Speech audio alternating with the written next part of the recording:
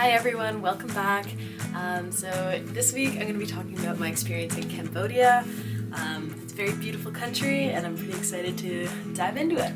So to start, I'm just going to briefly go over the visa requirements. In my experience, I crossed over from Vietnam to Cambodia by bus and I didn't fly in, so I'll explain my experience with that. So I took an overnight bus from Ho Chi Minh to Phnom Penh, and how this worked is I boarded the bus and the bus driver actually collected all the passports. I didn't really feel comfortable doing this, however everyone was doing it, so I handed them my passport, and then when they get you to the border, they wake everyone up. I believe the border opens around 6 a.m., so they wake everyone up, that you get out, you go through the border, they hand out the passports again, they put you back on the bus, go to the next border stop. So the first one was exiting Vietnam, the next one is entering Cambodia. By this point, I believe they've already given you the actual visa. So this costs $30 US, and you need passport photos. I didn't have any and it still worked, but a lot of people recommend having them, so I'm not really sure what the actual proper way to do this is because I didn't have them and I was fine. So from there, I went from the border to Phnom Penh. So this took me about 12 hours just because I was doing it over the Tet holiday, which was Vietnamese New Year. So it was a pretty high traveling time for a lot of people. So normally I think this process normally takes around 6 hours from what I've read. If you are flying into Cambodia, I believe you can apply for an e-visa. I think that also might be around $30 US, but they only accept this at the Siem and Phnom Penh airports, so just be cautious of that when you are getting a visa.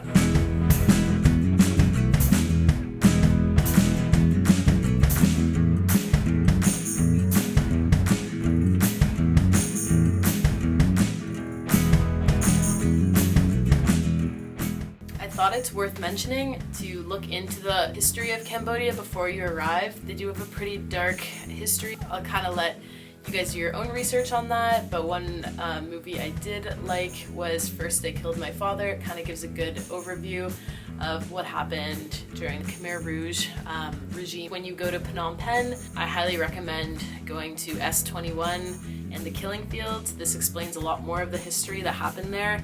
It is a pretty dark day, so prepare yourself for that, but I think it's really important that you do kind of educate yourself and understand what has happened in countries that aren't your own. So I'd say those are the two main things to do in Phnom Penh. Obviously there's lots of temples and night markets to check out, which are pretty interesting.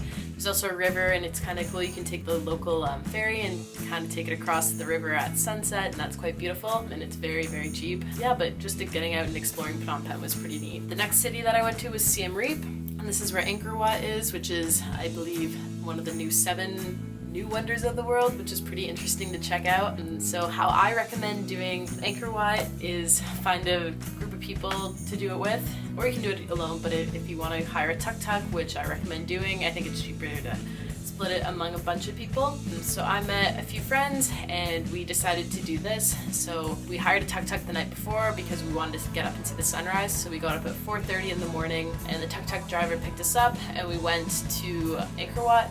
So before you get there, there's like checkpoint kind of area where you'll buy your ticket. So this, for a one-day pass, it costs $37 US.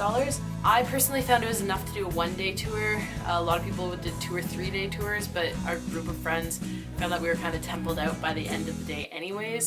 So up to you. I think it's kind of preference, but we found one day was plenty, and our tuk-tuk driver took us to many different temples besides the main Angkor Wat, so that's kind of how I'd recommend doing it. In Siem Reap, they also have a lot of like little things to do. They have Pub Street, which is the tourist area, which is quite fun though, so I'd still recommend checking it out. But when I was at Siem Reap, I stayed at Hideout Hostel. It had also, every hostel I think in Cambodia that I stayed at had a pool. Also, there's only 2 hostels, so there isn't much to compare that to. And it was pretty nice there.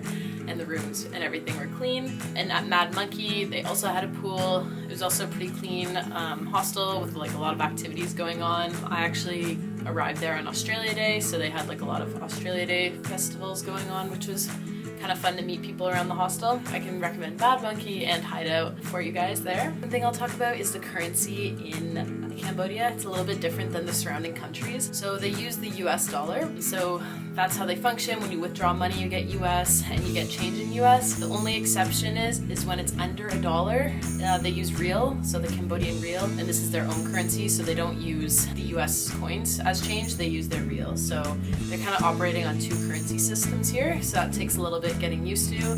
I'd recommend just getting a currency app so you know how much they're giving you back and whatnot. Normally tried to get rid of it as much as possible because I didn't like having a lot of bills on me. So the next thing I'd like to talk about is the dress code. Cambodia is a Buddhist country, and so it's pretty conservative there. I just recommend covering up. The other thing is dress conservatively in the temples. So this involves covering your shoulders and wearing things below the knee and just kind of be respectful of the culture there. It's also pretty common to remove your shoes when you do enter temples, so just make sure you have shoes that are easy to take on and off because you will be doing this pretty often. So to get around in Cambodia, they use tuk-tuks a lot, which are pretty fun. The tuk-tuk drivers are a little bit pushy. When you're walking around on the street, you'll often get yelled at, tuk-tuk, tuk-tuk, and people yelling at you to get in their tuk-tuk.